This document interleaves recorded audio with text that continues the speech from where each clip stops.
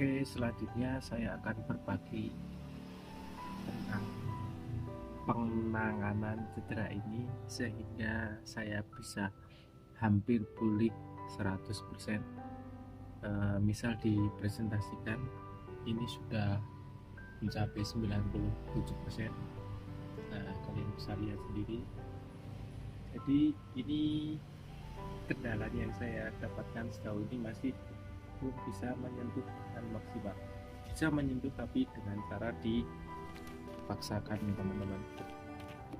Beda dengan yang sebelah kanan ini. Nah, ini kan sudah, ini secara alami sudah bisa menyentuh ujung jarinya, ini sudah bisa menyentuh bagian shoulder atau bagian bahu saya. Kalau yang ini masih berat sedikit dan perlu dipaksakan. Dan di area ini, di area yang cedera atau yang kemarin tulangnya lepas dari persendian siku ini, masih terasa nyeri. Nyeri ini terasa saat melakukan gerakan yang tidak biasa, dalam artian misalnya ditekuk, nah dipaksa seperti ini sakit.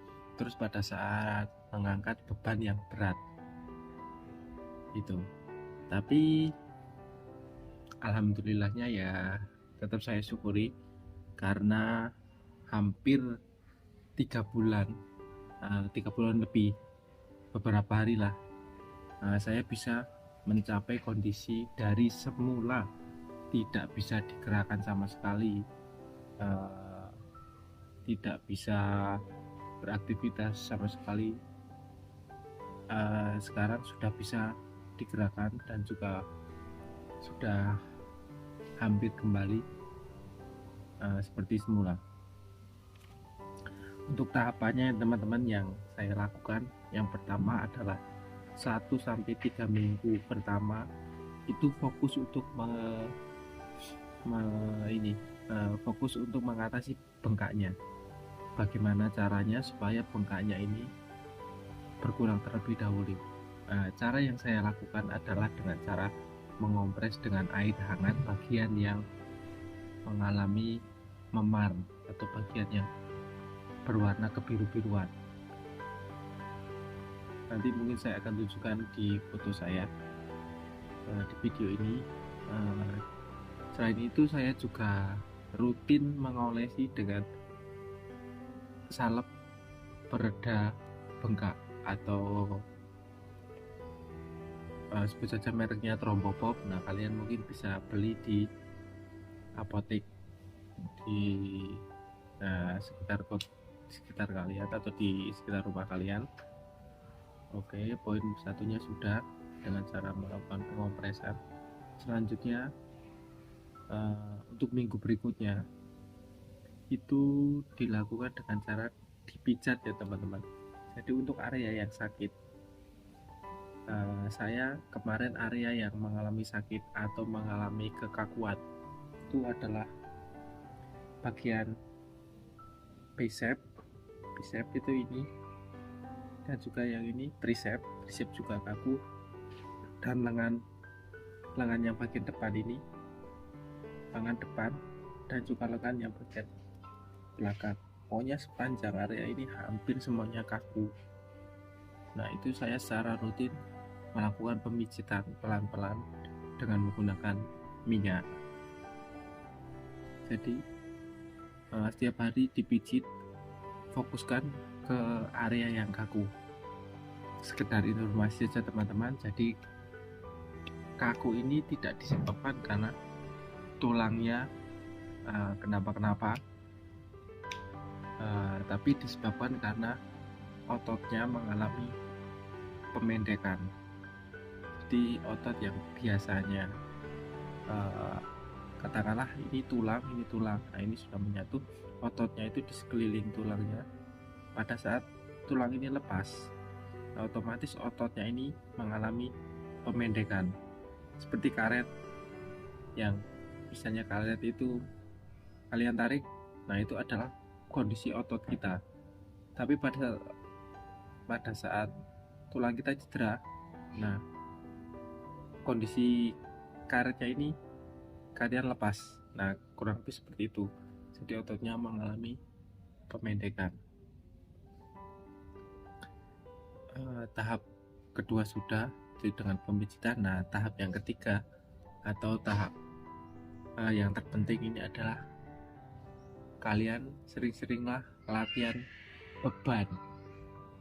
Beban tidak harus berat, yang penting kalian bisa istilahnya bisa membuat agar otot kalian itu selalu bekerja, atau istilahnya bagaimana caranya supaya otot kalian kembali ke normal, atau beban yang kalian angkat sebelum kalian cedera adalah sama dengan beban yang kalian angkat setelah cedera. Jadi bagaimana caranya mengembalikan kekuatan otot kalian. Kalau di rumah kalian tidak ada barbel, kalian bisa pakai botol minuman atau botol sirup. Nah, gerakannya botol diisi dengan air, terus dipegang di tangan yang kalian dipegang di tangan yang cedera, terus digerakkan seperti ini, naik turun, terus seperti ini juga. Nah, kalau sudah selesai atau kalian sudah rutin melakukan ini, kalian bisa melakukan tahap selanjutnya, mungkin push up. Nah, untuk push up ini memang saya lakukan rutin karena saya pengen secepatnya bisa mengembalikan kekuatan otot saya yang cedera. Jadi sekedar informasi saja, kemarin sebelum saya cedera, otot tangan kanan dan kiri ini maksimal saya bisa mengangkat 15 kilo. Tapi saat saya cedera ini, otot tangan kanan masih bisa mengangkat 15 kilo, tetapi otot tangan kiri maksimal 10 kilo. Kalau misalnya nambah 15 kilo tidak kuat, istilahnya terlalu berat. Nah, ini yang masih saya koreksi atau masih saya latih supaya otot saya bisa kembali ke kekuatan yang pada saat belum cedera atau yang pada saat normal. Gitu ya teman-teman. Intinya itu semakin besar motivasi kita untuk sembuh, maka akan semakin cepat kita akan sembuh. Tuhan itu memberikan kita sakit, Tuhan pula yang akan menyembuhkan. Jadi selain latihan juga jangan lupa untuk berdoa.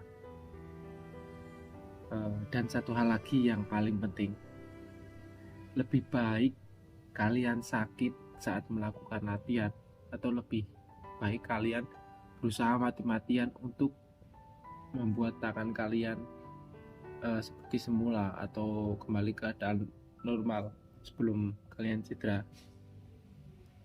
Itu lebih baik daripada nanti kalian sudah sembuh tapi kalian tidak bisa menekuk tangan kalian. Jadi seperti itu ya teman-teman. Jika kalian ingin tanya-tanya lebih lanjut, mungkin bisa ditulis di kolom komentar. Nah, video singkat ini sebenarnya saya bikin cuma buat memotivasi kalian, bagi kalian yang sedang mengalami hal yang serupa, atau kedepannya jika nanti kalian mendapatkan cedera yang sama seperti saya. Oke, terima kasih.